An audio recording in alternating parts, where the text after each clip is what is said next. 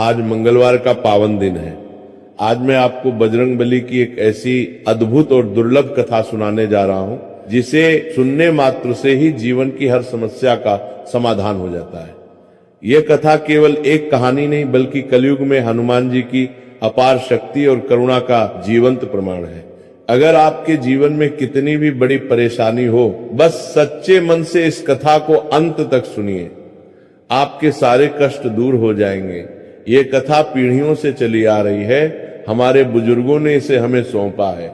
इस कथा में वह दिव्य शक्ति है जो निराश मन को आशा देती है, टूटे हुए विश्वास को फिर से जोड़ती है और अंधकार में डूबे जीवन में प्रकाश की किरण लेकर आती है। तो चलिए जय श्री राम का नाम लेकर इस पवित्र कथा को शुरू करते हैं। बहुत पुरानी बात है, जब आकाश अब की तरह प्रदूषित नहीं था और रातों में तारे मोतियों की तरह चमकते थे। मालवा प्रदेश में नंदनपुर नाम का एक छोटा सा गांव था। वह गांव चारों तरफ से घने जंगलों और ऊंची पहाड़ियों से घिरा हुआ था। गांव के चारों ओर साल और सागौन के विशाल पेड़ खड़े थे जो मानो प्रहरी की तरह गांव की रक्षा करते थे। गांव के बीचों बीच एक प्राचीन शिव मंदिर था जिसकी घंटियां हर सुबह और शाम मधुर स्वर में बजती थी।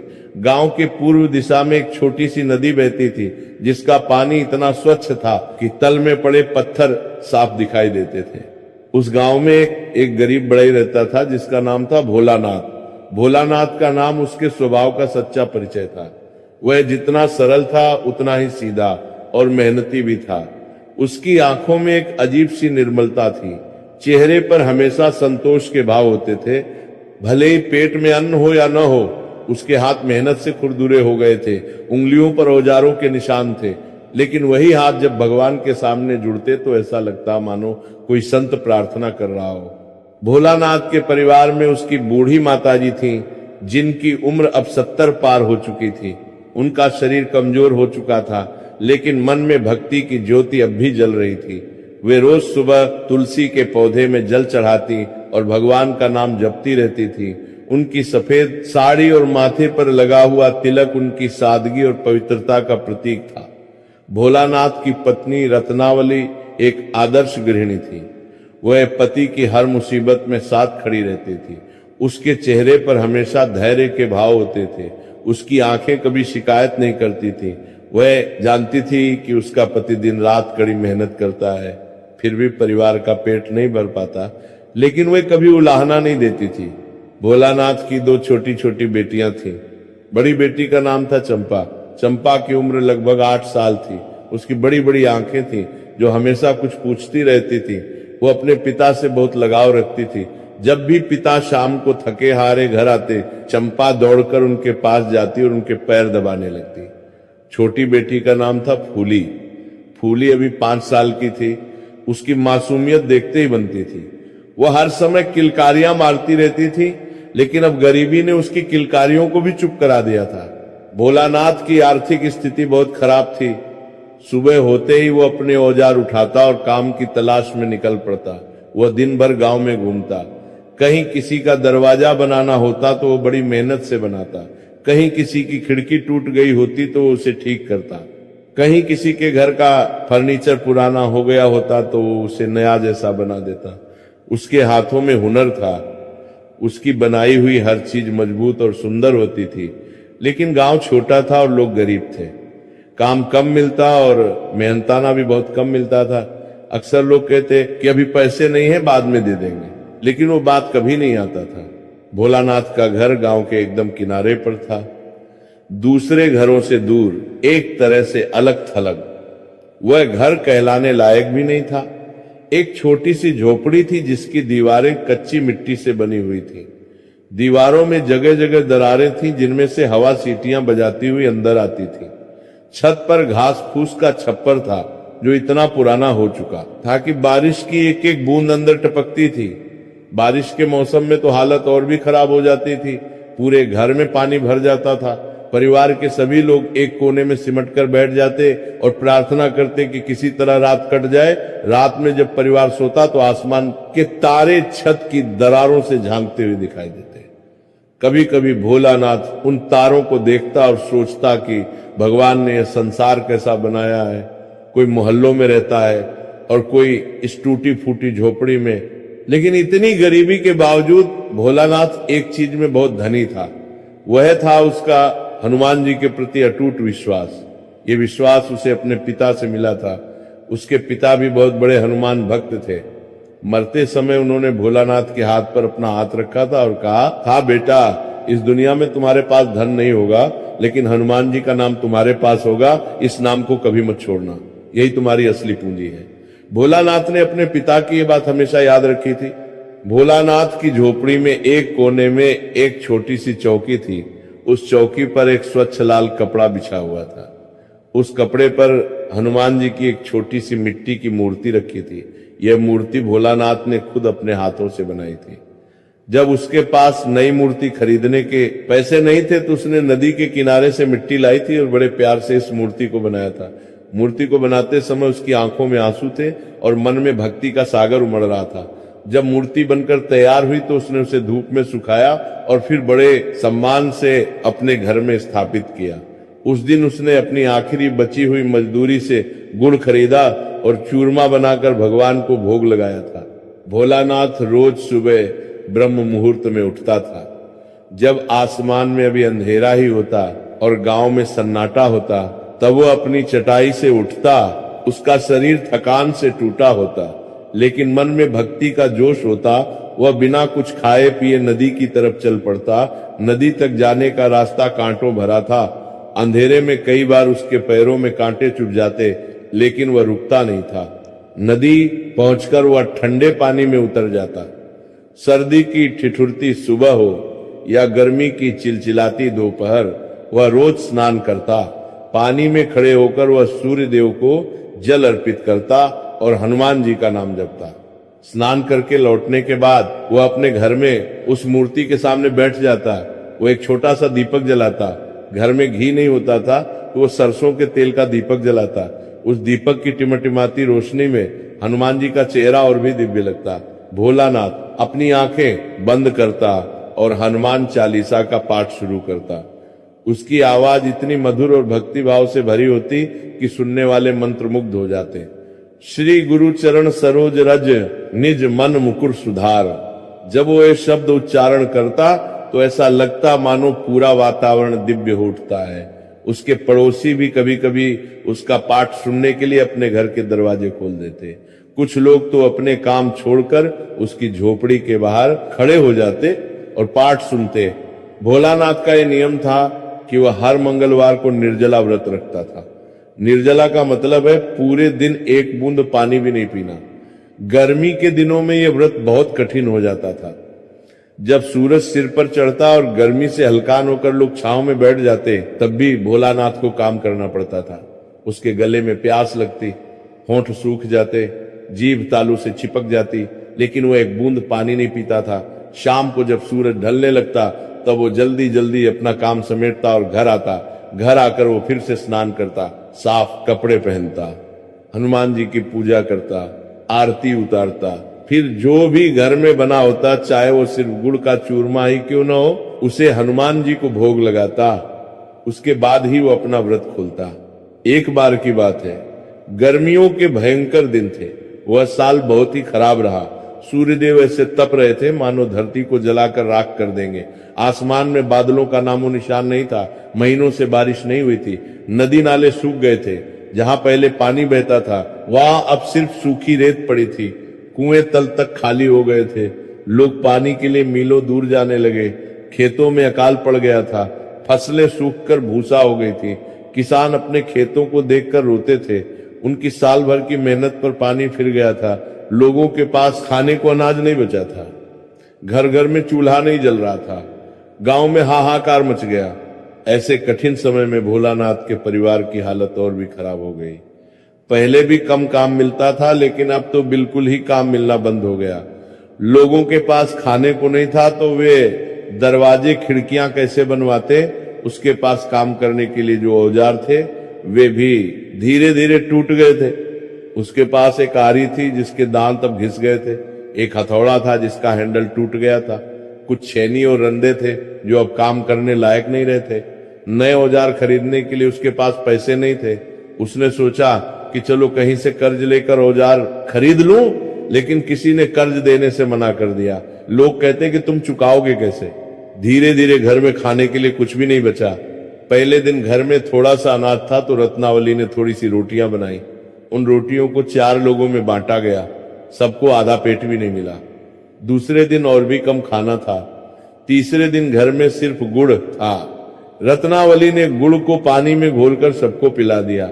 चौथे दिन वह गुड़ भी खत्म हो गया। अब घर में कुछ भी नहीं बचा था।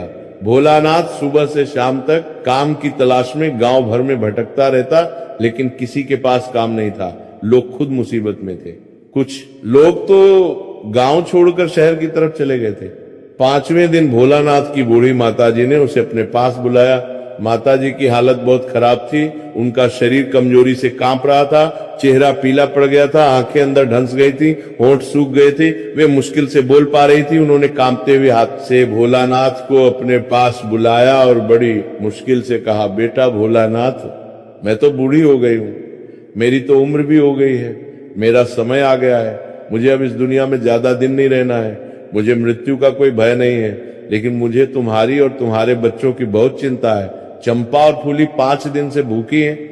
रत्नावली ने तो अपने खाने का हिस्सा भी बच्चों को दे दिया है, लेकिन अब तो उसके शरीर में भी दम नहीं बचा है, वो भी कमजोर हो गई है। तुम कुछ इंतजाम करो बेटा, मुझे भूख नहीं है, लेकिन उन मासूम बच्चों का क्या होगा। ये सुनकर भोलानाथ की आंखों में आंसू आ गए। उसका गला भराया। वो अपनी माता के पैरों में गिर पड़ा और रोते हुए बोला, माताजी आप ऐसे मत कहिए, आप ही तो मेरी ताकत है, आप ही तो मेरा सहारा है। जब मैं छोटा था और पिताजी की मृत्यु हो गई थी, तब आपने ही मुझे पाला था, आपने भूखे पेट रहकर मुझे खिलाया था, आपने ही मुझे भगवान की भक्ति सिखाई थी। अब आप ऐसी बातें करती हैं तो मेरा दिल टूट जाता है। आप विश्वास रखिए, मैं कल एक बार फिर पड़ोसी गांव जाऊंगा, वहां किसी न किसी के यहाँ जरूर काम मिल जाएगा। आप बस हनुमान जी से प्रार्थना करते रहिए, वे जरूर हमारी सुनेंगे। उन्होंने आज तक हमें नहीं छोड़ा है, अब भी नहीं छोड़ेंगे। उस रात भोलानाथ सो नहीं पाया। रात का सन्नाटा उसे और भी ज्यादा परेशान कर रहा था। उसकी छोटी बेटी फूली भूख के मारे रो रही थी। उसकी रोने की आवाज इतनी दर्दनाक थी कि सुनने वाले का दिल पिघल जाए। वो कह रही थी, बाबूजी मुझे बहुत भूख लगी है, मेरा पेट बहुत दर्द कर रहा है, मुझे कुछ खाने को दीजिए ना, प्लीज बाबूजी। भोलानाथ ने उसे गोद में उठाया। उसके आंसू फूली के सिर पर गिर रहे थे।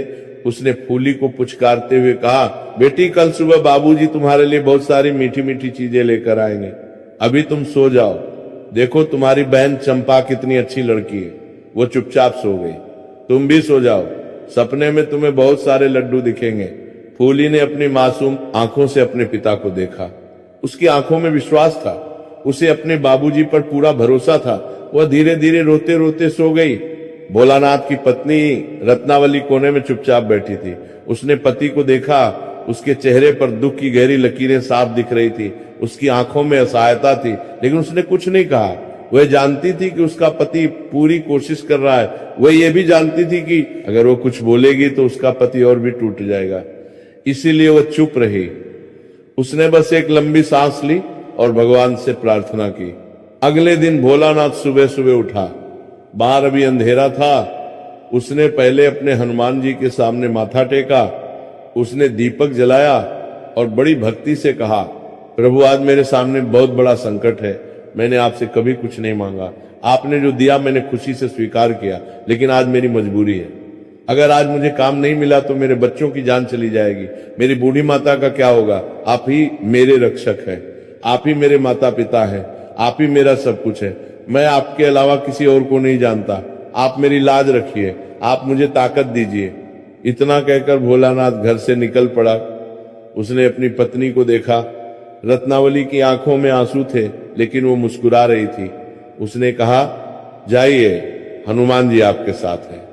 भोलानाथ ने दरवाजे पर रुककर एक बार पीछे मुड़कर अपने घर को देखा। वह टूटी फूटी झोपड़ी उसे आज बहुत प्यारी लग रही थी। उसमें उसका पूरा संसार था। वो पड़ोसी गांव की तरफ जाने लगा। रास्ता बहुत लंबा था, लगभग 10 मील दूर था वो गांव, और धूप बहुत तेज थी। भोलानाथ के पैरों में चप्पल भी नहीं थी।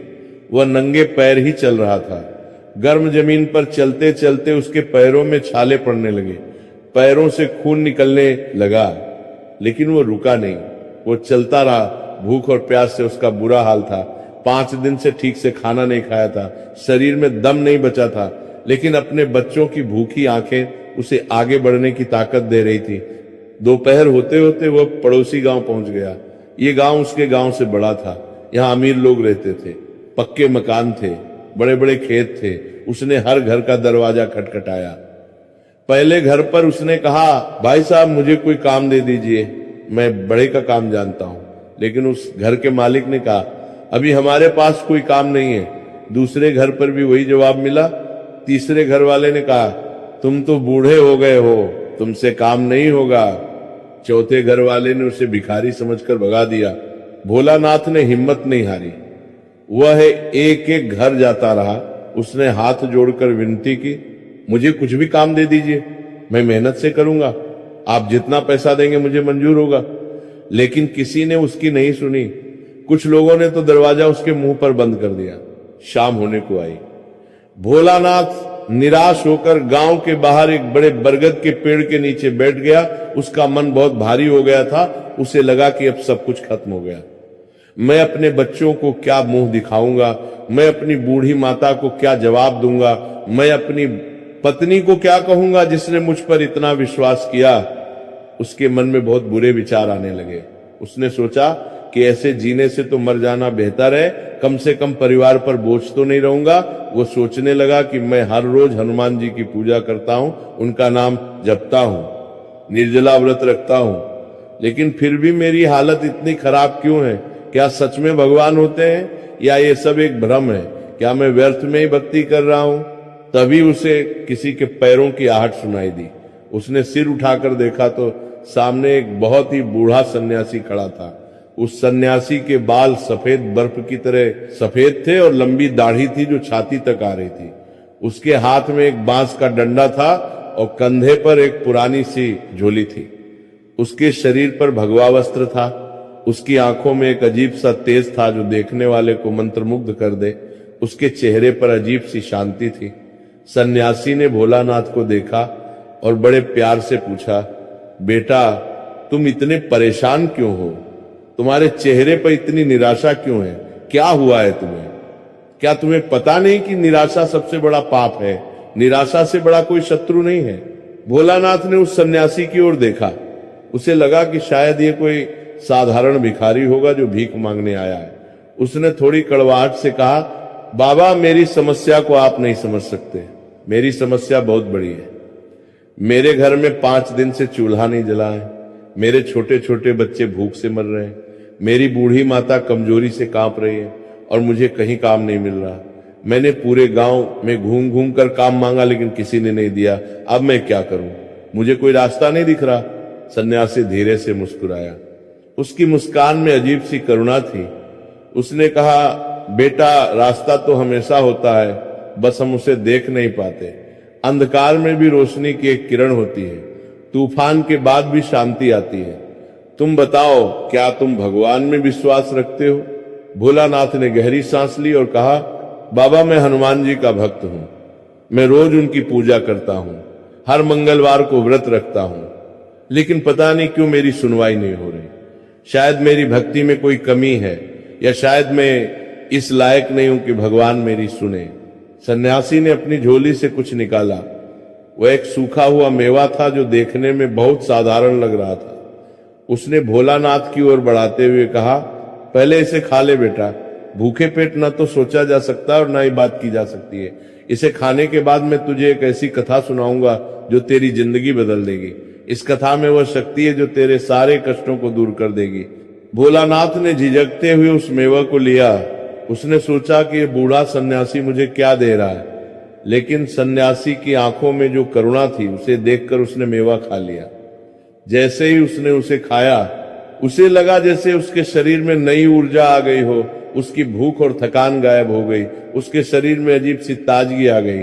उसने आश्चर्य से सन्यासी की ओर देखा और पूछा, बाबा ये क्या था? मुझे ऐसा लग रहा है जैसे मैंने पूरा भोजन कर लिया हो। ये कौन सी चीज है? सन्यासी ने कहा, ये प्रसाद था बेटा, भगवान का प्रसाद। अब तू ध्यान से सुन, मैं तुझे हनुमान जी की एक ऐसी गुप्त कथा सुनाने वाला हूं जो बहुत कम लोगों को पता है। ये कथा पीढ़ियों से चली आ रही है। इस कथा में इतनी शक्ति है कि जो भी इसे सच्चे मन से सुनता है उसके जीवन के सारे कष्ट मिट जाते हैं। भोलानाथ वहीं जमीन पर बैठ गया, सन्यासी भी उसके सामने बैठ गया। सन्यासी ने अपनी आंखें बंद की, गहरी सांस ली और कहानी शुरू की। बहुत समय पहले की बात है, उज्जैन नगरी में, जो कि भगवान शिव की पवित्र नगरी है, एक बहुत ही प्रतिष्ठित ज्योतिषी रहता था। उसका नाम था पंडित विश्वनाथ शर्मा। विश्वनाथ वेदों और शास्त्रों का महान ज्ञाता था। उसने बचपन से ही संस्कृत का अध्ययन किया था।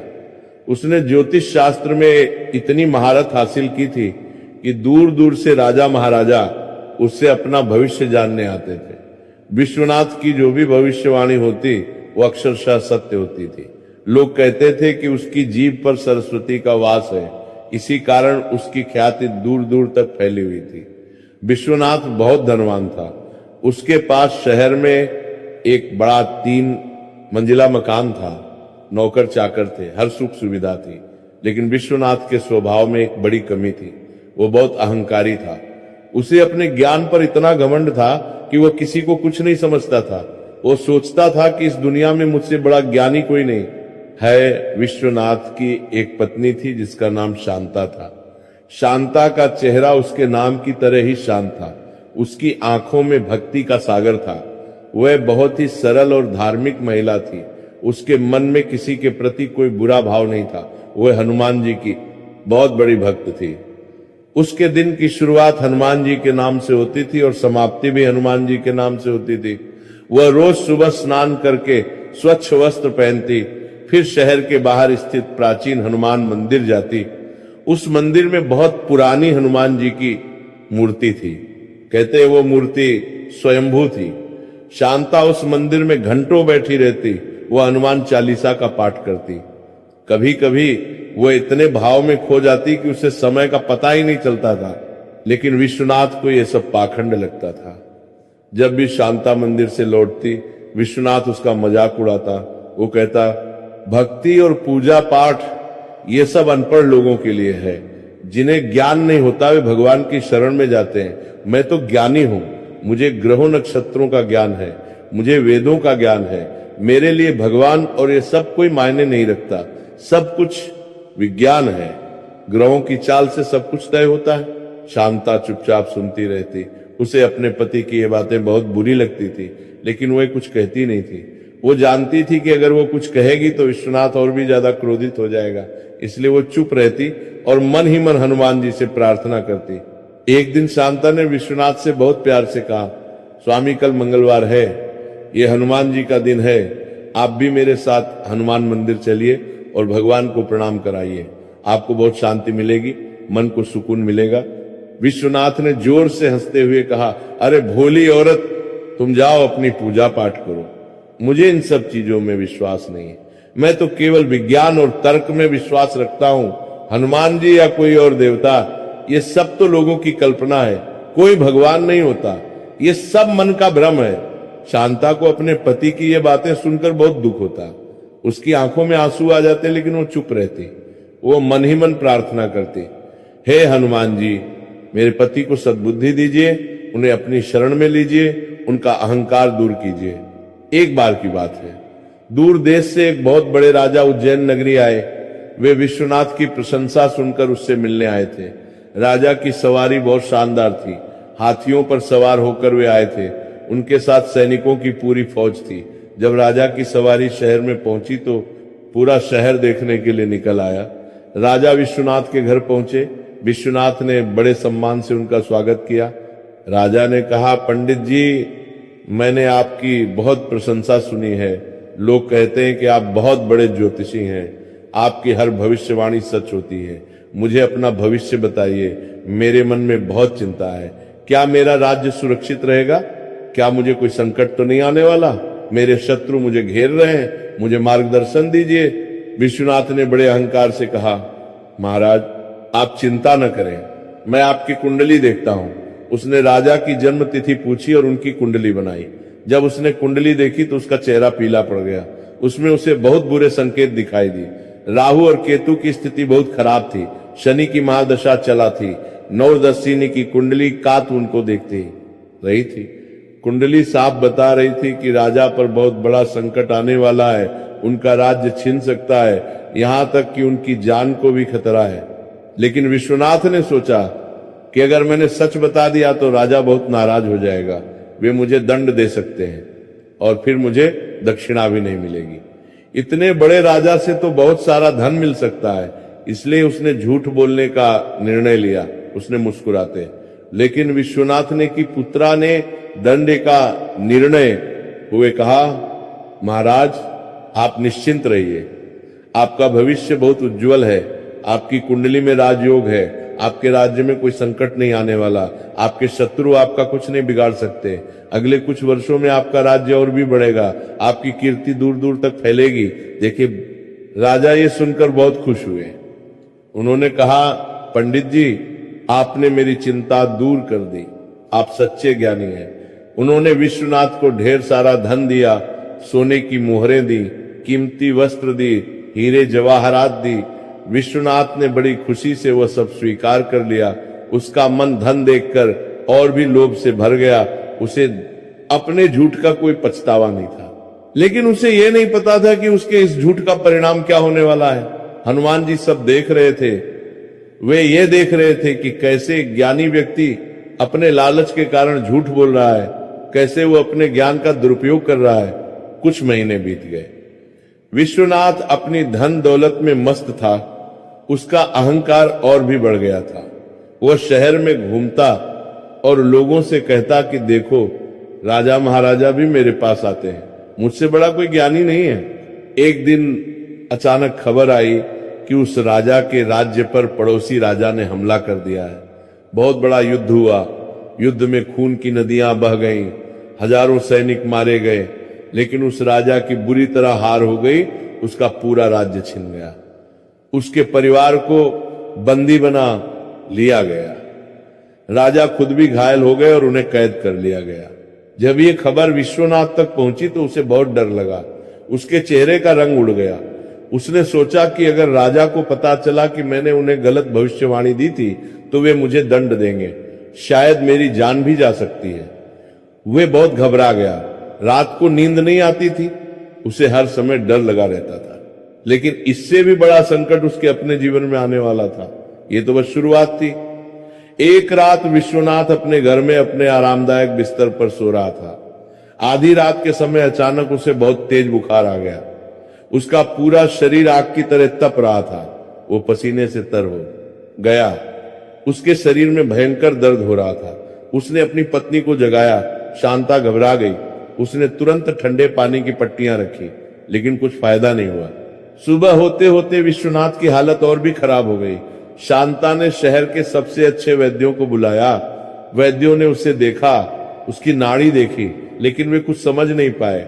उन्होंने कई तरह की दवाइयां दी, कड़वी औषधियां दी, लेकिन कोई फायदा नहीं हुआ। विश्वनाथ की हालत दिन प्रतिदिन बिगड़ती गई। उसका शरीर सूखने लगा, चेहरा पीला पड़ गया, आंखें अंदर धंस गईं। वह खाना पीना छोड़ दिया। कुछ भी खाता तो उल्टी हो जाती। उसे रात में बुरे बुरे सपने आते। वो देखता कि कोई काले रंग की परछाइयां उसे पकड़ कर ले जा रही हैं। वो चीखता और कहता, मुझे बचाओ, कोई मुझे बचाओ, ये मुझे ले जा रहे हैं। शांता उसे जगाती और पूछती कि क्या हुआ, लेकिन विश्वनाथ कुछ बोल नहीं पाता। वो बस डर से कांपता रहता। शांता बहुत परेशान हो गई। उसने हर तरह का इलाज करवाया। शहर के बाहर से भी वैद्य बुलाए, तांत्रिकों को बुलाया, लेकिन कुछ भी काम नहीं आया। विश्वनाथ की हालत बिगड़ती जा रही थी। लोग कहने लगे कि शायद उस पर किसी का साया है। कोई कहता कि उसे किसी ने नजर लगा दी है। कोई कहता कि ये किसी का श्राप है। एक महीना बीत गया। विश्वनाथ अब बिस्तर से उठ भी नहीं पाता था। उसका शरीर इतना कमजोर हो गया था कि वो हिल भी नहीं सकता था। शांता दिन रात उसकी सेवा करती, उसे खाना खिलाने की कोशिश करती, उसके माथे पर पानी की पट्टियां रखती, लेकिन उसे लग रहा था कि उसका पति धीरे धीरे मौत की तरफ बढ़ता जा रहा है। एक दिन शांता मंदिर गई। वह हनुमान जी की मूर्ति के सामने गिर पड़ी। वह जोर जोर से रोने लगी। उसने कहा, हे प्रभु मेरे पति को बचा लीजिए, मुझसे ये नहीं देखा जाता। मैं जानती हूं कि उन्होंने बहुत गलतियां की हैं, उन्होंने अहंकार किया है, आपका अपमान किया है, लेकिन प्रभु वे मेरे पति हैं, मैं उनके बिना नहीं रह सकती, आप उन्हें माफ कर दीजिए, मैं आपकी शरण में आई हूं। उस दिन शांता ने एक संकल्प लिया। उसने कहा, हे हनुमान जी, मैं आज से 21 मंगलवार तक आपका व्रत रखूंगी, मैं पूरी श्रद्धा और भक्ति से आपकी पूजा करूंगी, आप मेरे पति को स्वस्थ कर दीजिए, अगर वे ठीक हो गए तो मैं आपके मंदिर में भंडारा करवाऊंगी, गरीबों को खाना खिलाऊंगी। शांता ने अगले ही मंगलवार से व्रत शुरू कर दिया। वह सुबह उठती, स्नान करती, स्वच्छ लाल वस्त्र पहनती, फिर पूरे दिन निराहार रहती, एक बूंद पानी भी नहीं पीती। सुबह से शाम तक वह हनुमान चालीसा का पाठ करती, वह मंदिर में बैठी रहती, वह हनुमान जी के चरणों में गिड़गिड़ाती और कहती, हे प्रभु मेरे पति को माफ कर दीजिए, वे अज्ञानी हैं, उन्हें नहीं पता कि वे क्या कह रहे हैं, उन्हें नहीं पता कि आपकी शक्ति कितनी महान है, आप उन्हें स्वस्थ कर दीजिए, मैं आपकी दासी हूं, मेरी विनती सुन लीजिए। पहले कुछ मंगलवार बीत गए, विश्वनाथ की हालत में कोई सुधार नहीं आया, बल्कि उसकी हालत और भी खराब होती जा रही थी।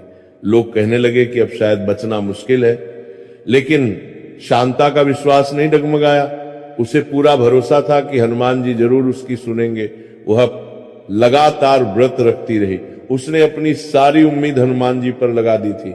उसके मन में एक ही प्रार्थना थी, प्रभु मेरे पति को बचा लो। जब 11वां मंगलवार आया तो उस दिन कुछ अजीब घटना घटी। शाम के समय जब शांता मंदिर से अपने घर लौट रही थी और पूजा की तैयारी कर रही थी, तभी उनके घर के दरवाजे पर किसी ने धीरे से दस्तक दी। शांता ने दरवाजा खोला तो देखा कि एक छोटा सा बालक खड़ा है। वह बालक बहुत प्यारा था। उसकी उम्र लगभग 8-10 साल की होगी। उसके चेहरे पर अजीब सा तेज था। उसकी आंखों में ऐसी चमक थी जो किसी साधारण बच्चे में नहीं होती। उसने लाल रंग के कपड़े पहने हुए थे। उसके गले में एक तुलसी की माला थी। बालक ने बड़े प्यार से कहा, माता जी मुझे बहुत भूख लगी है, मैं दूर से आया हूं, क्या आप मुझे कुछ खाने को देंगी? शांता का दिल पिघल गया। उसने कहा, बेटा आओ अंदर आओ, लेकिन आज तो मंगलवार का व्रत है, घर में नमक वाला खाना नहीं बना है, मेरे पास सिर्फ गुड़ का चूरमा है, क्या तुम वो खाओगे? बालक ने मुस्कुराते हुए कहा, हाँ माता जी, मुझे चूरमा बहुत पसंद है, मैं वही खाऊंगा। शांता ने उस बालक को अंदर बुलाया, उसे बड़े प्यार से बिठाया। फिर वह रसोई में गई और एक थाली में चूरमा परोस कर लाई। उसने बड़े प्यार से उस बालक को खाना खिलाना शुरू किया। बालक बड़े चाव से खा रहा था। जब वो खाना खा रहा था तो शांता को एक अजीब सी शांति महसूस हो रही थी। उसे लग रहा था जैसे घर में कोई दिव्य उपस्थिति है। पूरे घर में एक अलग ही सुगंध फैल गई थी। एक अजीब सा प्रकाश सा महसूस हो रहा था। जब बालक खाना खा चुका तो उसने हाथ धोए। फिर उसने शांता से पूछा, माता जी आप इतनी उदास क्यों हैं? आपके चेहरे पर इतनी चिंता की लकीरें क्यों हैं? आपकी आंखों में आंसू क्यों हैं? शांता की आंखों में फिर से आंसू आ गए। उसने कहा, बेटा मेरे पति बहुत बीमार हैं, कई महीनों से उनकी तबीयत ठीक नहीं हो रही। मैंने हर तरह का इलाज करवाया लेकिन कुछ फायदा नहीं हुआ। अब मैं हनुमान जी से प्रार्थना कर रही हूँ, लेकिन पता नहीं वे मेरी सुन रहे हैं या नहीं, मुझे बहुत डर लग रहा है। बालक ने बड़े प्यार से कहा, माता जी आप चिंता मत करिए, हनुमान जी सब सुनते हैं, वे अपने भक्तों को कभी निराश नहीं करते, आप मुझे अपने पति को दिखाइए। शांता थोड़ी हैरान हुई। उसने सोचा कि ये छोटा सा बच्चा क्या कर सकता है, लेकिन बालक की आंखों में जो विश्वास था वो देखकर शांता ने हाँ कह दी। वह उस बालक को अंदर के कमरे में ले गई जहां विश्वनाथ बिस्तर पर पड़ा था। विश्वनाथ की हालत देखकर किसी का भी दिल दहल जाता। उसका चेहरा पीला पड़ गया था, शरीर हड्डियों का ढांचा रह गया था, आंखें अंदर ढंस गई थीं, सांसें बड़ी मुश्किल से आ रही थीं। बालक धीरे से विश्वनाथ के पास गया। उसने विश्वनाथ की ओर देखा, फिर बड़े प्यार से उसके माथे पर हाथ रखा। जैसे ही उस बालक ने विश्वनाथ को छुआ, विश्वनाथ के शरीर में एक अजीब सी गर्माहट आई। ऐसा लगा जैसे उसके शरीर में नई ऊर्जा का संचार हो रहा है। उसकी बंद आंखें धीरे धीरे खुल गई। उसने उस बालक को देखा। बालक की आंखों में जो दिव्य प्रकाश था वह देखकर विश्वनाथ हैरान रह गया। वह कुछ कहना चाहता था लेकिन उसकी आवाज नहीं निकल रही थी। बालक ने मुस्कुराते हुए कहा, पंडित जी, आपको अपने ज्ञान पर बहुत घमंड था ना। आपको लगता था कि भगवान और भक्ति ये सब झूठ है। आपने अपनी पत्नी का मजाक उड़ाया था जब वो हनुमान जी की पूजा करने जाती थी। आपने कहा था कि भक्ति अनपढ़ों के लिए है, लेकिन देखिए आज आपकी हालत क्या है। आपका सारा ज्ञान, आपकी सारी विद्या, आपका सारा धन आपको बचा नहीं पाया, लेकिन आपकी पत्नी की सच्ची भक्ति ने आपको मौत के मुंह से वापस खींच लिया है। ये कहते हुए बालक का शरीर अचानक एक दिव्य प्रकाश में बदलने लगा। पूरा कमरा रोशनी से भर गया। शांता और विश्वनाथ दोनों ने देखा कि वो बालक धीरे धीरे गायब हो रहा है। उस प्रकाश में एक पल के लिए उन्हें हनुमान जी का विशाल रूप दिखाई दिया। लाल रंग का शरीर, लंबी पूंछ, हाथ में गदा। फिर वो प्रकाश भी गायब हो गया। कमरे में फिर से सामान्य रोशनी आ गई। शांता और विश्वनाथ दोनों हैरान रह गए। उन्हें विश्वास नहीं हो रहा था कि उन्होंने अभी अभी क्या देखा। शांता तुरंत समझ गई कि वह बालक कोई साधारण बच्चा नहीं था। वह स्वयं बजरंगबली थे जो उनकी भक्ति से प्रसन्न होकर आए थे। शांता के मुंह से बस इतना निकला, जय हनुमान। उसी रात से विश्वनाथ की तबीयत सुधरने लगी।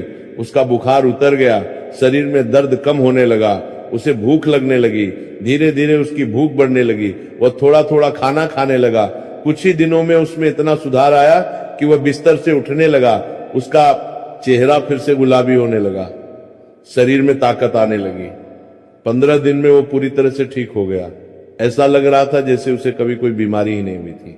जब विश्वनाथ पूरी तरह स्वस्थ हो गया तो उसने अपनी पत्नी से पूछा, शांता, वह बालक कौन था? मुझे ऐसा लगा जैसे उसकी आंखों में कोई दिव्य शक्ति थी। जब उसने मेरे माथे पर हाथ रखा तो मुझे ऐसा लगा जैसे मेरे शरीर में एक बिजली सी दौड़ गई। मेरे सारे कष्ट एक पल में दूर हो गए। शांता ने आंखों में आंसू भरकर कहा, स्वामी, वह कोई साधारण बालक नहीं थे। वह स्वयं पवन पुत्र हनुमान जी थे। उन्होंने आपको नया जीवन दिया है। मैंने 11 मंगलवार तक व्रत रखा था। मैं रोज उनसे प्रार्थना करती थी कि वे आपको स्वस्थ कर दें, और देखिए उन्होंने मेरी सुन ली। वे स्वयं हमारे घर आए। विश्वनाथ को अपनी गलती का गहरा एहसास हुआ। उसकी आंखों में आंसू आ गए। वो शर्म से पानी पानी हो गया। उसने कहा, शांता, मैं कितना मूर्ख था, मैं कितना अहंकारी था। मुझे अपने ज्ञान पर इतना घमंड था कि मैं भगवान की शक्ति को नहीं पहचान पाया। मैंने तुम्हारी भक्ति का मजाक उड़ाया। मैंने हनुमान जी का अपमान किया, लेकिन फिर भी उन्होंने मुझे माफ कर दिया। उन्होंने मुझे नया जीवन दिया। आज से मैं भी हनुमान जी का भक्त बन गया हूं।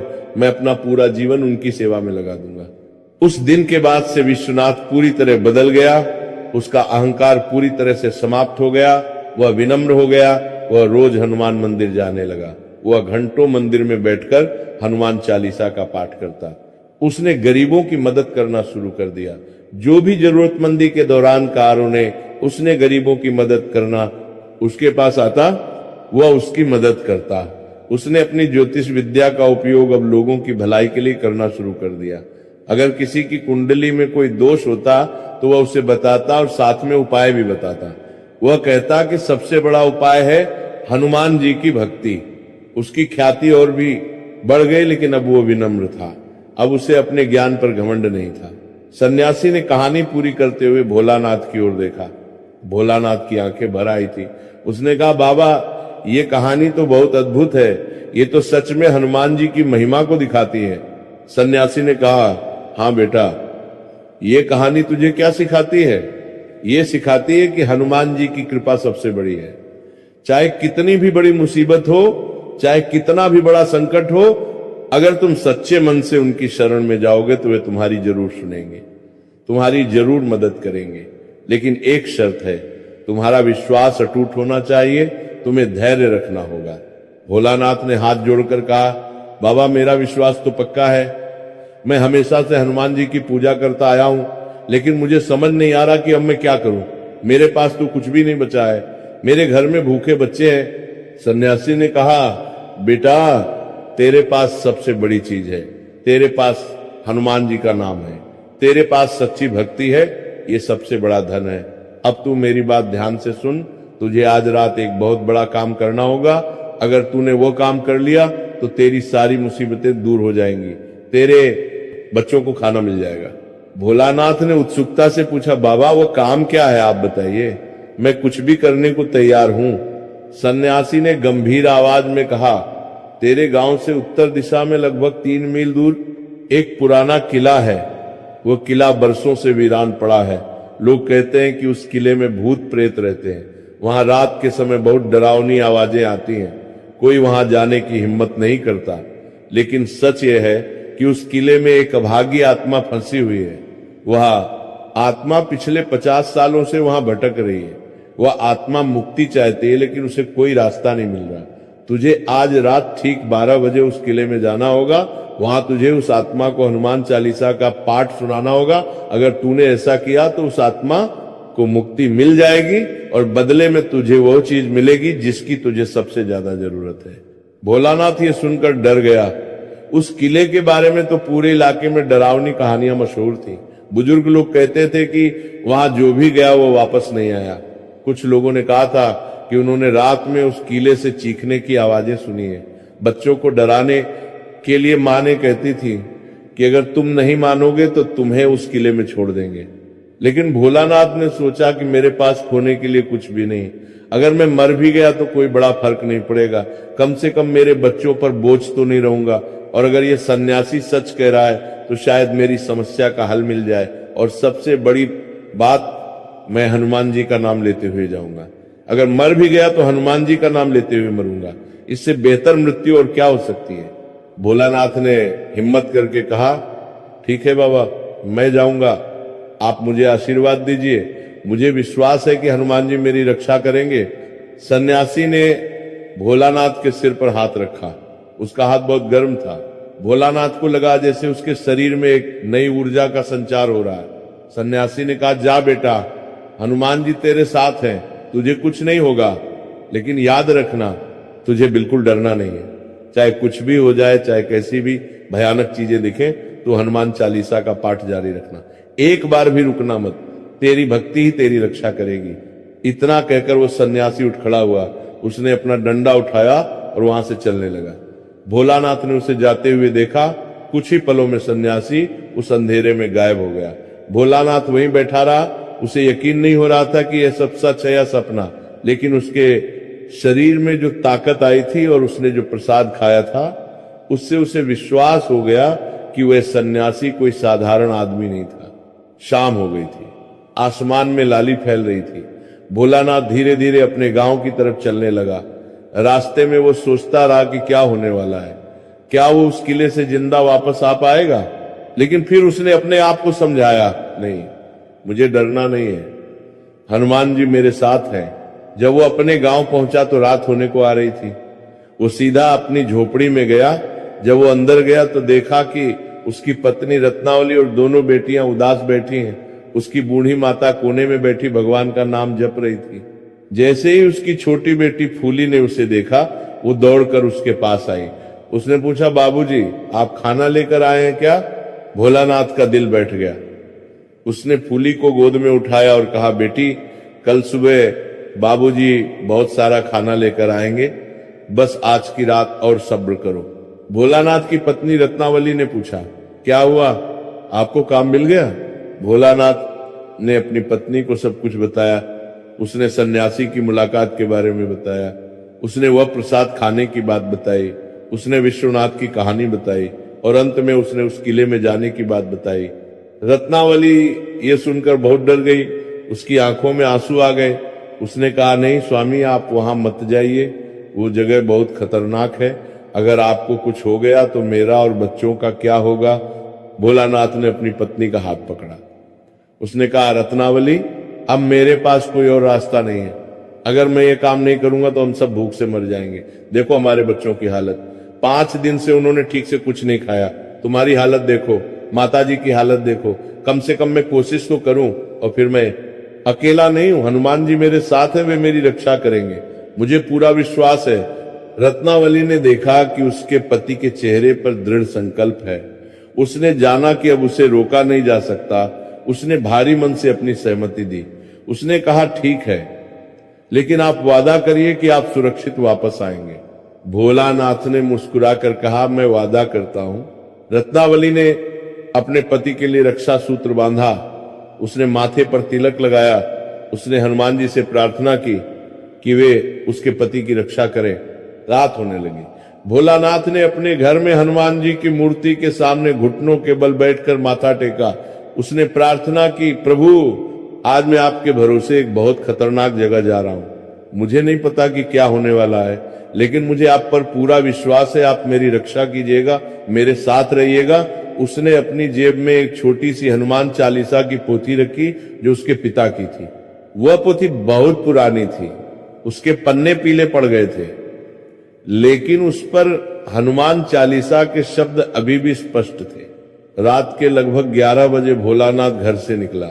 रात बहुत अंधेरी थी, आसमान में बादल छाए हुए थे और चांद भी नहीं दिख रहा था। हवा तेज चल रही थी।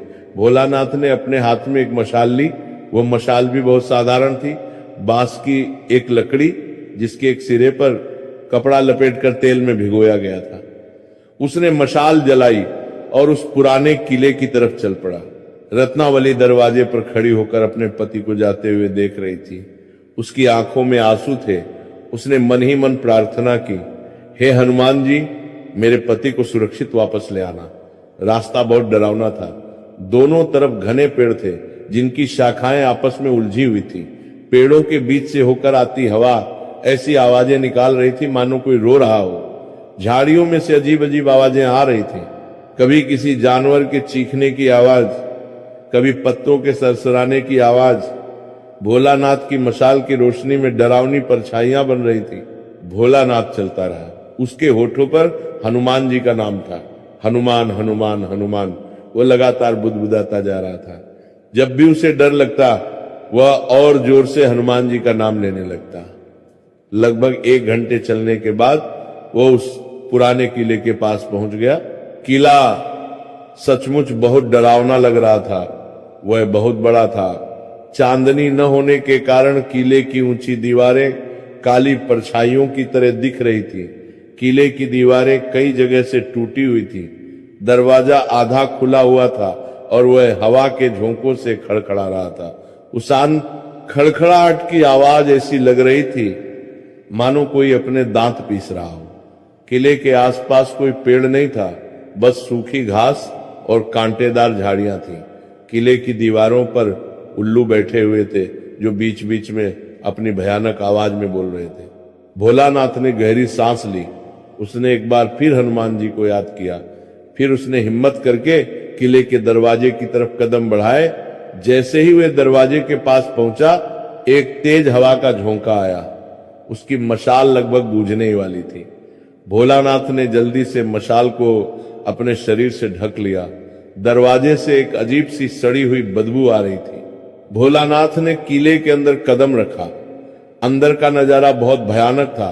चारों तरफ मकड़ी के जाले थे। कुछ जाले इतने पुराने थे कि वे धूल से सफेद हो गए थे। दीवारों पर काई जमी हुई थी। जगह जगह पर चमगादड़ लटके हुए थे।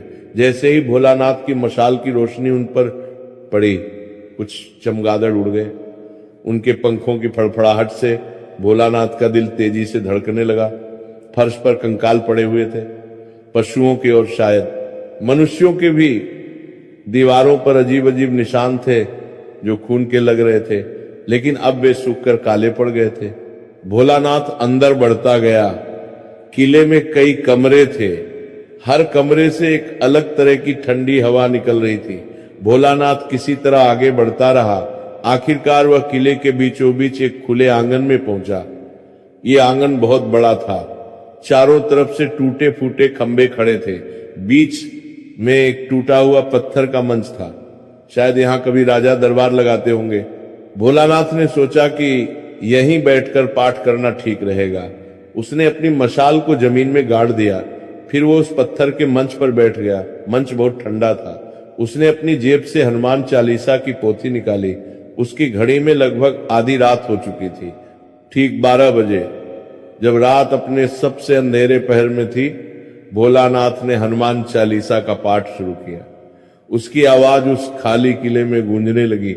श्री गुरु चरण सरोज रज, निज मन मुकुर सुधार, बरनौ रघुबर बिमल जसु, जो दायक फल चार। जैसे ही उसने पाठ शुरू किया, अचानक पूरे माहौल में बदलाव आया। हवा का एक तेज झोंका आया, इतना तेज कि भोलानाथ की मशाल हिल गई, मशाल की लौ छोटी हो गई, चारों तरफ अंधेरा छा गया। तभी किले की दीवारों से अजीब अजीब आवाजें आने लगी। कोई रो रहा था, किसी की हंसी की आवाज आ रही थी, इसी की, लेकिन वो हंसी बहुत डरावनी थी।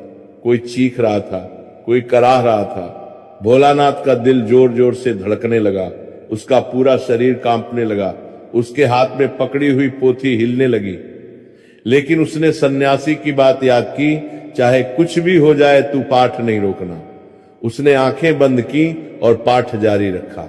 बुद्धिहीन तनु जानी के सुमीरों पवन कुमार, बल बुद्धि विद्या देहु मोहिम हरहु कलेश विकारमु। उसकी आवाज अब और भी मजबूत हो गई थी। जैसे जैसे वो पाठ करता गया, उसे लगा कि उसके अंदर एक नई ताकत आ रही है। अब उसे उतना डर नहीं लग रहा था। तभी उसे सामने कुछ दिखाई दिया। अंधेरे में एक सफेद परछाई उभरी। वह परछाई धीरे धीरे स्पष्ट होने लगी। भोलानाथ ने देखा कि वह एक औरत की आत्मा थी। वह औरत सफेद साड़ी पहने हुई थी। उसके बाल बहुत लंबे थे और बिखरे हुए थे। उसका चेहरा बहुत दुखी था। उसकी आंखों में असीम पीड़ा थी। वह आत्मा धीरे धीरे भोलानाथ के पास आई। उसकी चाल में एक अजीब सी लाचारी थी। वह भोलानाथ के बिल्कुल सामने आकर रुक गई। फिर उसने अपनी दुखी आवाज में पूछा, तुम कौन हो? इतनी रात को यहां क्यों आए हो? क्या तुम्हें अपनी जान प्यारी नहीं है? यहां जो भी आता है वो जिंदा वापस नहीं जाता। भोलानाथ का दिल तो बैठ गया था, लेकिन उसने हिम्मत जुटाई। उसकी आवाज कांप रही थी, लेकिन उसने कहा, मैं भोलानाथ हूं, मैं यहां तुम्हें मुक्ति दिलाने आया हूं, मुझे एक सन्यासी ने भेजा है। आत्मा ने कहा, मुक्ति? तुम मुझे मुक्ति दिलाओगे? उसकी आवाज में अविश्वास था। मैं पिछले 50 सालों से यहां कैद हूं। मैंने बहुत प्रार्थना की, बहुत रोई, लेकिन किसी ने मेरी नहीं सुनी। कोई मुझे मुक्त नहीं कर सका। और तुम कह रहे हो कि तुम मुझे मुक्त करोगे? भोलानाथ ने कहा, हां, तुम शांति से बैठ जाओ, मैं तुम्हें हनुमान चालीसा सुनाता हूं। इसमें वह शक्ति है जो तुम्हें मुक्त कर सकती है। बजरंगबली संकट मोचन है। वे हर तरह के बंधन से मुक्त करते हैं। आत्मा ने कुछ देर सोचा, फिर वह धीरे से वहीं जमीन पर बैठ गई। उसने कहा, ठीक है, मैं सुनती हूं, लेकिन अगर यह नहीं हुआ तो मुझे फिर से निराशा मिलेगी। भोलानाथ ने फिर से पाठ शुरू किया। इस बार उसकी आवाज में और भी ज्यादा भक्ति भाव था। उसने पूरा ध्यान लगाया। जैसे जैसे वो पाठ करता गया, उस औरत की आत्मा के चेहरे पर बदलाव आने लगा। उसके चेहरे पर जो पीड़ा थी वो धीरे धीरे कम होने लगी। उसकी आंखें शांत होने लगी। उसके चेहरे पर एक अजीब सी शांति आने लगी। भोलानाथ ने पाठ जारी रखा। वो हर शब्द को बहुत भक्ति से बोल रहा था। उसे लग रहा था कि वो केवल पाठ नहीं कर रहा, बल्कि एक आत्मा को मुक्ति दिला रहा है। ये सोचकर उसके मन में और भी ज्यादा भक्ति भाव आ गया। जय हनुमान ज्ञान गुण सागर, जय कपीस तिहु लोक उजागर, राम दूत अतुलित बल धामा, अंजनी पुत्र पवन सुत नामाम। जब भोलानाथ ने ये पंक्तियां बोली तो अचानक पूरे आंगन में एक अजीब सी रोशनी फैलने लगी। ये रोशनी कहीं से भी नहीं आ रही थी। ये एक दिव्य प्रकाश था। उस प्रकाश में सब कुछ स्पष्ट दिखने लगा। भोलानाथ ने पाठ जारी रखा।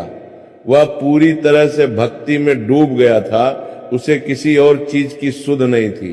बस उसके मुंह से हनुमान चालीसा के पवित्र शब्द निकल रहे थे। जब भोलानाथ ने पूरा पाठ समाप्त किया तो एक महान चमत्कार हुआ। आसमान से एक दिव्य प्रकाश उतरा। वो प्रकाश बहुत तेज था, लेकिन आंखों को चुभ नहीं रहा था। वो प्रकाश उस आत्मा को घेर लिया। आत्मा धीरे धीरे उस प्रकाश में समाने लगी। उस आत्मा ने आखिरी बार भोलानाथ की ओर देखा। उसके चेहरे पर अब पीड़ा नहीं थी, अब वहां शांति थी, खुशी थी। उसने हाथ जोड़कर भोलानाथ को प्रणाम किया और कहा, धन्यवाद, तुमने मुझे इस बंधन से मुक्त कर दिया। 50 साल से मैं यहाँ फंसी हुई थी, मैं अपने पापों के कारण यहाँ कैद थी, लेकिन आज तुमने हनुमान जी की कृपा से मुझे मुक्त कर दिया। मैं तुम्हारा क्षण कभी नहीं चुका सकती, लेकिन जाने से पहले मैं आपको परिवाद करेंगे, तुम्हें एक राज बताना चाहती हूँ। भोलानाथ ने कहा, कौन सा राज? आत्मा ने कहा, इस किले के नीचे एक गुप्त तहखाना है। उस तहखाने में एक पुराना लोहे का संदूक है। उस संदूक में बहुत सारा धन छिपा हुआ है। वह धन मेरे पति का था। मेरे पति एक बहुत बड़े व्यापारी थे। जब डाकुओं ने इस किले पर हमला किया था, तब उन्होंने अपना सारा धन उस तहखाने में छिपा दिया था, लेकिन डाकुओं ने हम सबको मार डाला। मेरे पति की हत्या हो गई, मेरे बच्चों की हत्या हो गई और मेरी भी हत्या हो गई। वह धन वहीं छिपा रह गया, मुझे उसकी चाबी नहीं मिली और मैं यहीं भटकती रही। अब तुम उस धन के हकदार हो, तुमने मुझे मुक्ति दिलाई है, तुम उसे ले जाओ और अपने परिवार का पेट पालो, लेकिन याद रखना, इस धन का सदुपयोग करना, गरीबों की मदद करना, भगवान का नाम मत भूलना। देखिए, भोलानाथ ने हाथ जोड़कर कहा, मैं वादा करता हूं, मैं इस धन का सदुपयोग करूंगा। आत्मा ने बताया, यहां से पश्चिम दिशा में एक टूटी हुई दीवार है। उस दीवार के पीछे सीढ़ियां हैं जो नीचे जाती हैं। तुम उन सीढ़ियों से नीचे जाना, वहां तुम्हें वह संदूक मिल जाएगा। इतना कहकर वह आत्मा उस दिव्य प्रकाश में पूरी तरह समा गई। प्रकाश धीरे धीरे ऊपर आसमान की तरफ चला गया और फिर वो भी गायब हो गया। भोलानाथ वहीं खड़ा था। उसे विश्वास नहीं हो रहा था कि ये सब सच है। उसकी आंखों में खुशी के आंसू थे। उसने हाथ जोड़कर आसमान की तरफ देखा और कहा, हे हनुमान जी, आपकी महिमा अपरंपार है, आपने सच में मेरी सुनी। फिर भोलानाथ ने अपनी मशाल उठाई और पश्चिम दिशा में देखा। वहां सचमुच एक टूटी हुई दीवार थी। वो उस दीवार की तरफ गया। दीवार के पीछे एक पुरानी सीढ़ी थी जो नीचे की तरफ जा रही थी। सीढ़ियां बहुत पुरानी थी और जगह जगह से टूटी हुई थी। भोलानाथ ने सावधानी से उन सीढ़ियों पर कदम रखा। वह धीरे धीरे नीचे उतरने लगा। सीढ़ियां काफी गहरी थी। लगभग 20 सीढ़ियां उतरने के बाद वह एक अंधेरे तहखाने में पहुंच गया। तहखाना बहुत बड़ा था। उसने अपनी मशाल ऊपर उठाई और चारों तरफ देखा। तहखाने में पुरानी चीजें पड़ी थी, टूटे हुए बर्तन, पुराने हथियार, कुछ कपड़े जो अब सड़ गए थे। कोने में उसे एक बड़ा सा लोहे का संदूक दिखाई दिया। वह संदूक बहुत भारी लग रहा था, उस पर जंग लग गई थी। भोलानाथ ने उस संदूक के पास जाकर उसे खोलने की कोशिश की। संदूक पर एक पुराना ताला लगा था, लेकिन ताला इतना पुराना हो गया था कि एक झटके में ही टूट गया। भोलानाथ ने संदूक का ढक्कन खोला। जब उसने अंदर देखा तो उसकी आंखें चौंधी आ गई। संदूक में ढेर सारे सोने की मोहरें थी, चांदी के सिक्के थे, हीरे, मोती, माणिक, पन्ने, सभी तरह के कीमती जवाहरात थे। ये इतना धन था कि भोलानाथ की 7 पीढ़ियां भी आराम से गुजारा कर सकती थी। भोलानाथ की आंखों में खुशी के आंसू आ गए। वह वहीं जमीन पर बैठ गया। उसने हाथ जोड़कर हनुमान जी को धन्यवाद दिया। उसने कहा, हे प्रभु, आपकी कृपा असीम है। आपने मुंह गरीब की सुध ली। आपने मेरे बच्चों की भूख मिटाने का इंतजाम कर दिया। मैं आपका सदा ऋणी रहूंगा। फिर भोलानाथ ने सोचा कि इस भारी संदूक को कैसे ले जाया जाए। उसने संदूक को उठाने की कोशिश की, लेकिन वो बहुत भारी था। फिर उसने सोचा कि अभी तो कुछ ले जाता हूं, बाकी बाद में ले आऊंगा। उसने अपनी शर्ट खोली और उसमें जितना हो सका सोने की मोहरें और जवाहरात भर लिए। फिर उसने शर्त को पोटली की तरह बांध लिया। वो वापस सीढ़ियों से ऊपर आया। जब वो किले से बाहर निकला तो देखा कि सुबह होने वाली थी। आसमान में लाली फैल रही थी, पक्षी चहचहाने लगे थे। वो भारी पोटली लेकर अपने गांव की तरफ चल पड़ा। अगली सुबह जब भोलानाथ अपने घर पहुंचा तो उसकी पत्नी रत्नावली और बच्चे दरवाजे पर ही इंतजार कर रहे थे। रात भर उन्हें नींद नहीं आई थी। जब उन्होंने देखा कि भोलानाथ सुरक्षित वापस आ गया है और उसके साथ एक भारी पोटली भी है, तो वे बहुत खुश हुए। रत्नावली दौड़कर अपने पति के पास गई। उसने पूछा, आप ठीक तो हैं? क्या हुआ वहां? भोलानाथ मुस्कुराया। उसने कहा, हाँ, मैं बिल्कुल ठीक हूं। हनुमान जी की कृपा से सब ठीक हो गया। फिर उसने अपनी पत्नी और परिवार को सब कुछ बताया। उसने किले में जाने की बात बताई, उस आत्मा से मिलने की बात बताई और उस धन के बारे में बताया। जब उसने वह पोटली खोली तो सबकी आंखें चौंधिया गईं। इतना सोना, इतने जवाहरात, रत्नावली की आंखों में खुशी के आंसू आ गए। उसकी बूढ़ी माताजी ने हाथ जोड़कर हनुमान जी को धन्यवाद दिया। छोटी फूली ने खुशी से ताली बजाई। उन सब ने मिलकर पहले हनुमान जी की पूजा की। उन्होंने हनुमान जी को भोग लगाया, आरती उतारी, फिर उन्होंने खाना खाया। कई दिनों बाद उनके घर में खाना बना था। उस दिन के बाद भोलानाथ के जीवन में बहुत बदलाव आया। उसने उस धन से सबसे पहले अपना घर ठीक करवाया। उसने पक्की दीवारें बनवाई, टाइल की छत लगवाई, घर में कमरे बनवाए। उसने अपनी बूढ़ी माता के लिए एक आरामदायक बिस्तर खरीदा। उसने नए औजार खरीदे, उसने नए औजार खरीदे, उसने नए औजार खरीदे, उसने नए औजार खरीदे। उसने पक्की अच्छी आरी, हथौड़ा, छेनी, रंदा। उसने अपने बच्चों को नए कपड़े दिलाए, अच्छा खाना दिया। उसने अपनी पत्नी के लिए भी नए कपड़े और गहने खरीदे। लेकिन सबसे जरूरी बात यह थी कि उसने अपना विश्वास नहीं खोया। वो पहले से भी ज्यादा भक्ति करने लगा। वो हर मंगलवार को व्रत रखता रहा, हर सुबह हनुमान जी की पूजा करता रहा और सबसे बड़ी बात, उसने गरीबों की मदद करना शुरू कर दिया। जब भी कोई जरूरतमंद उसके पास आता, वह उसकी मदद जरूर करता। कुछ महीने बाद भोलानाथ का काम भी बहुत अच्छा चलने लगा। अब उसके पास अच्छे औजार थे तो वो बेहतर काम कर पाता था। लोग दूर दूर से उसके पास काम लेकर आने लगे। उसकी ईमानदारी और मेहनत की वजह से उसकी प्रतिष्ठा बढ़ गई। वह धीरे धीरे समृद्ध हो गया। उसने एक छोटी सी दुकान भी खोल ली जहां वो लकड़ी का फर्नीचर बनाता और बेचता था। लेकिन भोलानाथ ने कभी अहंकार नहीं किया। जैसे जैसे उसकी समृद्धि बढ़ती गई, वैसे वैसे उसकी विनम्रता भी बढ़ती गई। वह हमेशा याद रखता था कि यह सब हनुमान जी की कृपा है। उसने कभी यह नहीं सोचा कि यह मेरी मेहनत का फल है। वह हमेशा कहता था कि मेहनत तो मैं पहले भी करता था, लेकिन फल तब मिला जब हनुमान जी ने कृपा की। भोलानाथ हमेशा विनम्र रहा। अगर कोई उससे पूछता कि तुम्हारी इतनी तरक्की कैसे हुई, तो वो हमेशा कहता कि ये सब हनुमान जी का चमत्कार है। वो अपनी कहानी सबको सुनाता, उस रात की घटना के बारे में बताता। लोग उसकी कहानी सुनकर बहुत प्रभावित होते। जब भी कोई गरीब या जरूरतमंद उसके पास आता, भोलानाथ उसकी मदद जरूर करता। अगर किसी के घर में खाने को नहीं था तो वो अनाज भिजवा देता। अगर किसी को इलाज के लिए पैसे चाहिए होते तो वो पैसे दे देता। अगर किसी की बेटी की शादी में पैसे नहीं थे तो वो मदद करता। गांव में उसकी बहुत इज्जत होने लगी। लोग उसे एक अच्छे और दयालु इंसान के रूप में जानने लगे। एक दिन भोलानाथ ने अपनी पत्नी से कहा, रत्नावली, मेरे मन में एक विचार आया है। हनुमान जी ने हमारे ऊपर इतनी कृपा की है, उन्होंने हमें यह सब दिया है। अब हमारा भी कर्तव्य है कि हम उनके लिए कुछ करें। मैं सोच रहा हूं कि गांव में एक हनुमान मंदिर बनवा दूं, एक सुंदर मंदिर जहां सब लोग आकर पूजा कर। 10 के रत्नावली बहुत खुश हुई। उसने कहा, यह बहुत अच्छा विचार है, आप जरूर ऐसा कीजिए। भोलानाथ ने योजना बनाई। उसने गांव के बाहर नदी के किनारे एक जगह चुनी। वह जगह बहुत सुंदर थी, चारों तरफ पेड़ थे, नदी का पानी बहता रहता था जिसकी आवाज बहुत मधुर थी। भोलानाथ ने वहां जमीन खरीदी और मंदिर बनवाना शुरू किया। मंदिर का निर्माण शुरू हुआ।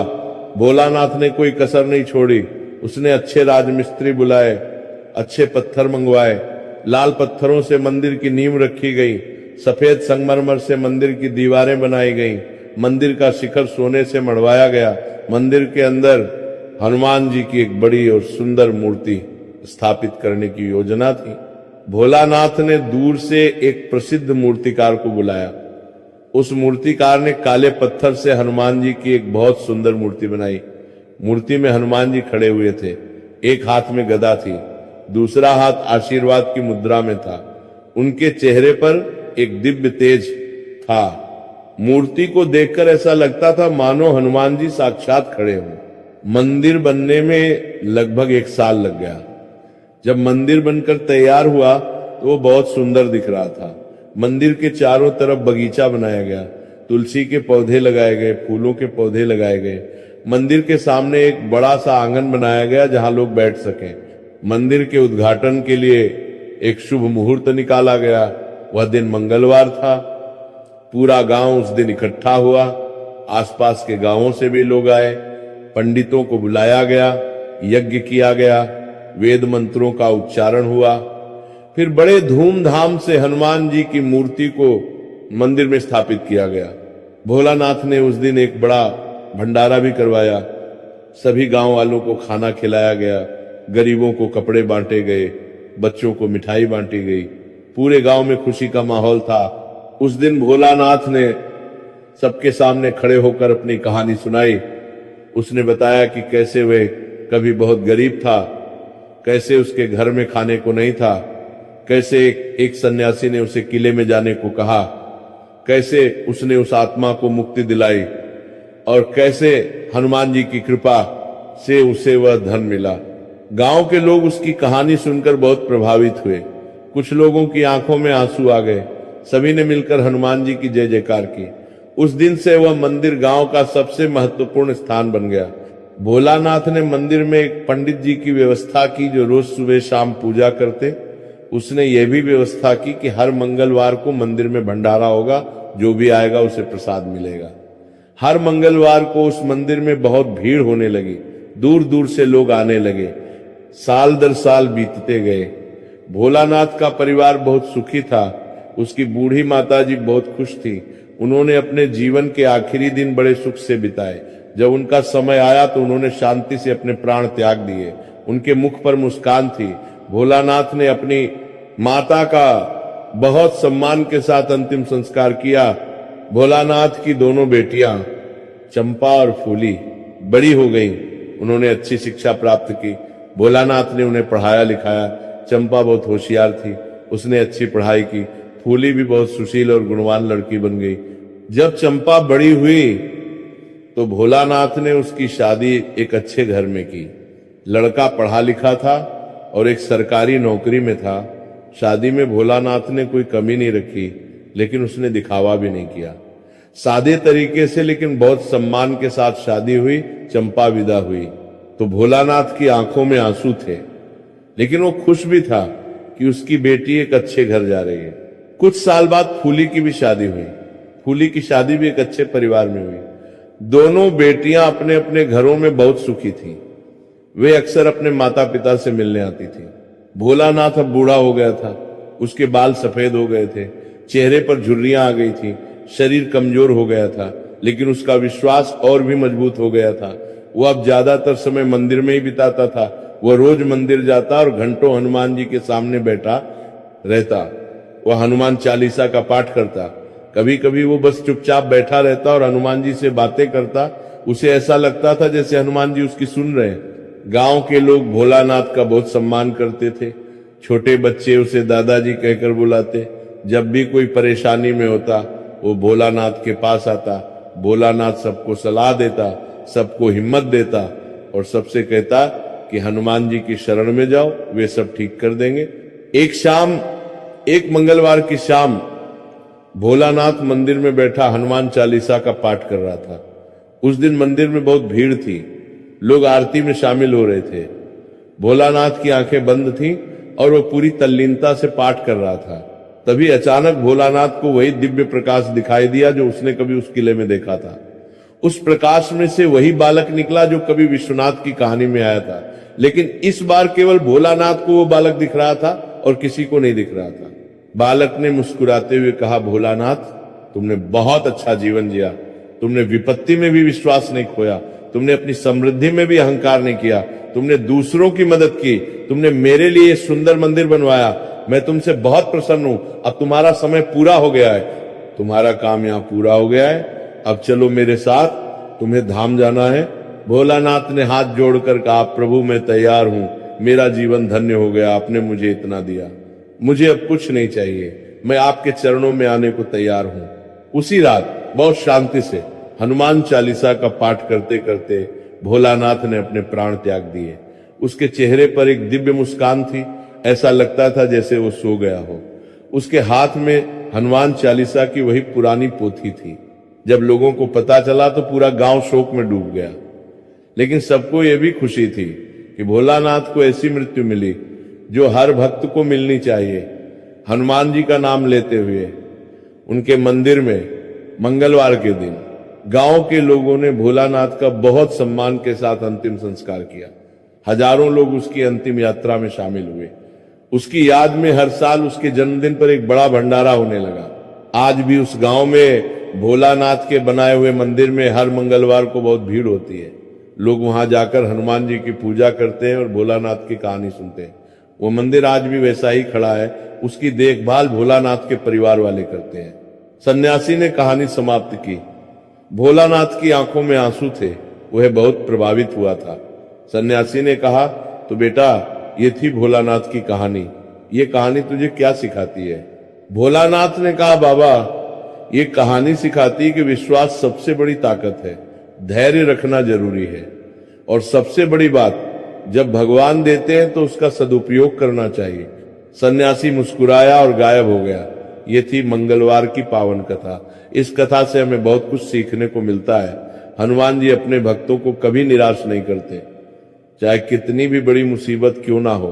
अगर हम सच्चे मन से उनकी शरण में जाते हैं तो वे जरूर हमारी मदद करते हैं। लेकिन जरूरी है कि हमारा विश्वास अटूट हो।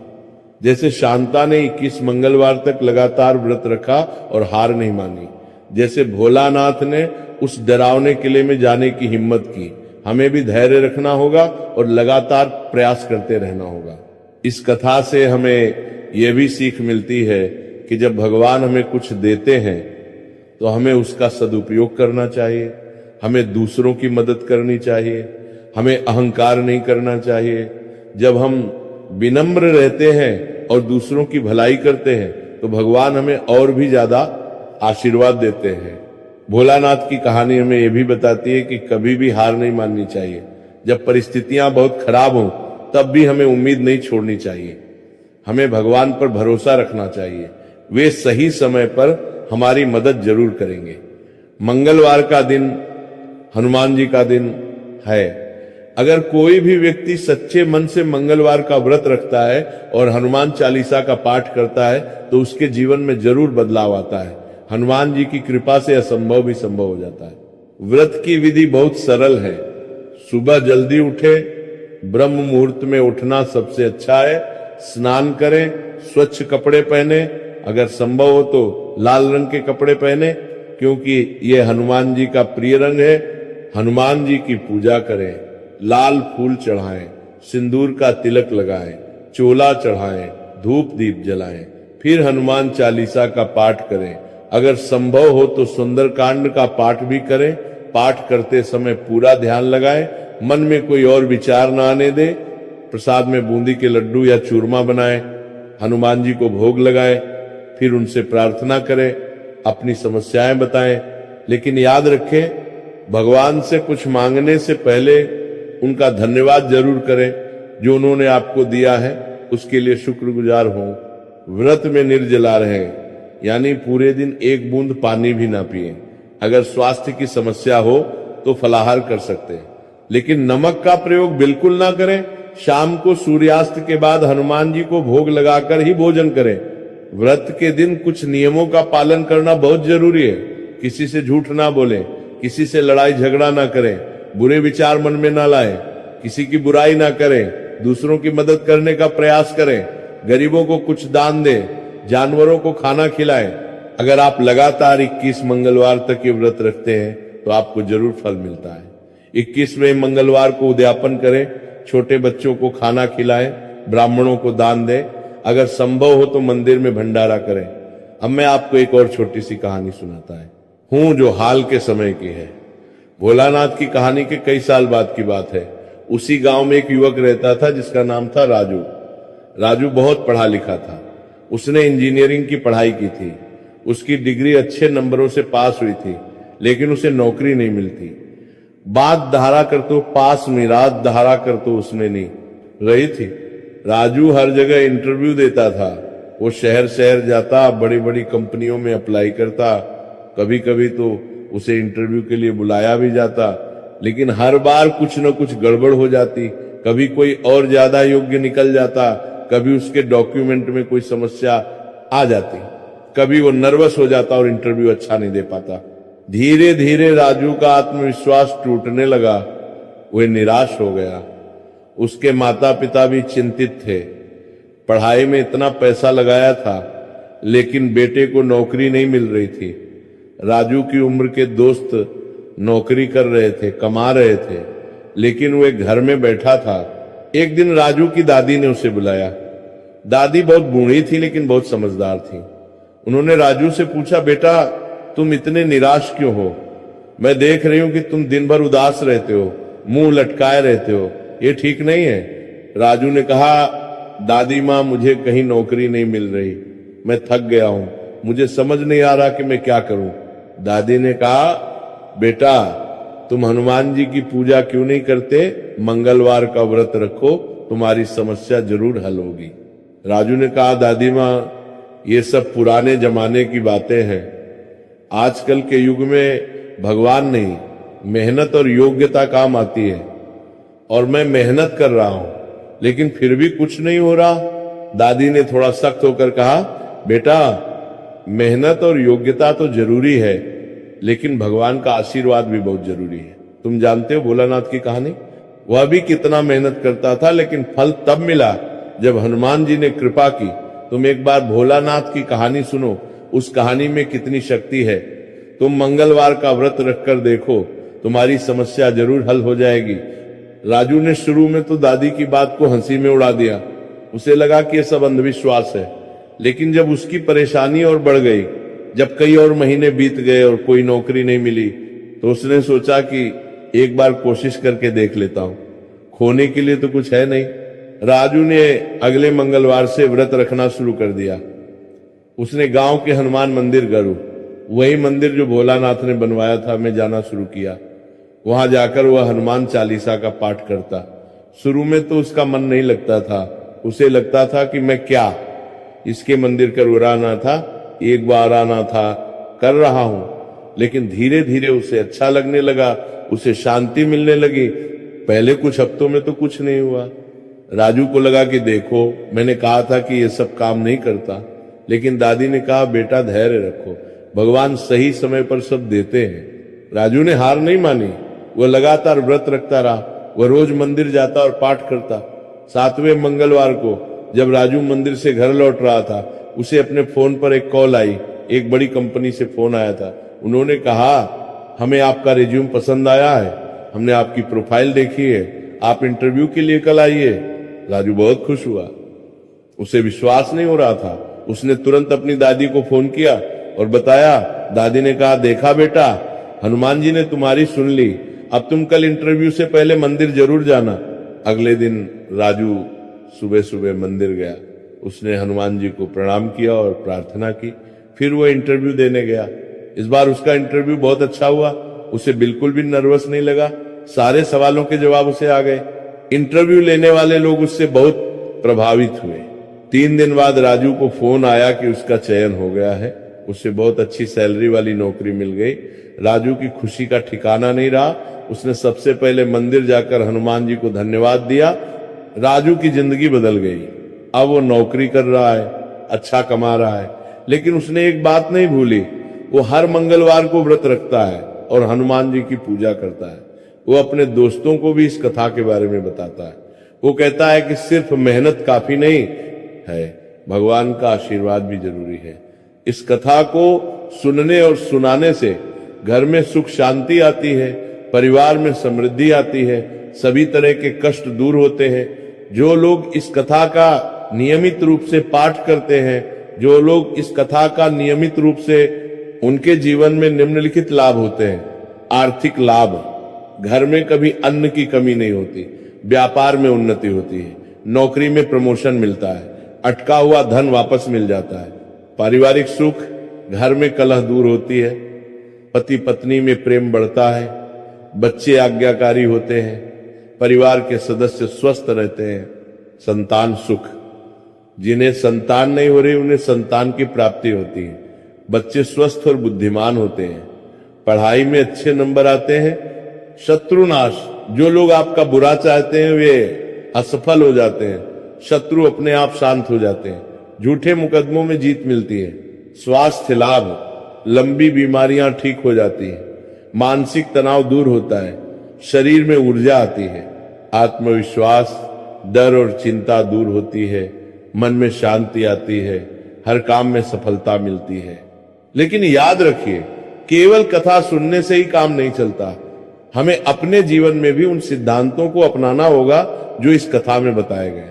हमें ईमानदार रहना होगा, मेहनत करनी होगी, दूसरों की मदद करनी होगी और सबसे जरूरी बात, हमें भगवान पर पूर्ण विश्वास रखना होगा। अब हम इस पवित्र कथा को यहीं समाप्त करते हैं। मैं प्रार्थना करता हूं कि हनुमान जी आप सभी पर अपनी कृपा बनाए रखें, आपके जीवन में सुख, शांति और समृद्धि आए।